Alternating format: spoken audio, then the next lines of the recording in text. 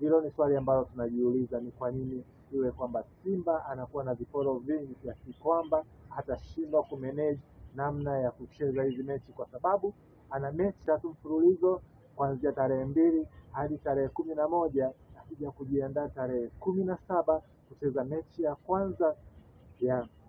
hatua ya fainali dhidi ya RS Berkane, mechi ambayo ni mechi ya nguvu sana na mechi ambayo inahitaji mikakati, inahitaji physics nzuri, inahitaji utimamu wa akili wa wachezaji, inahitaji psychology nzuri na pia maandalizi mazuri. Lakini kuwapa Simba viporo 4 mfululizo kuanzia tarehe 2, tarehe 5, tarehe 8 na tarehe 11 itakuwa ni kuwachosha, na ndipo kutakuwa na makosa ya kibinadamu mengi kama tulivyoona Kefa Kayombo pamoja na Neema jinsi walivyofanya mechi ya jana.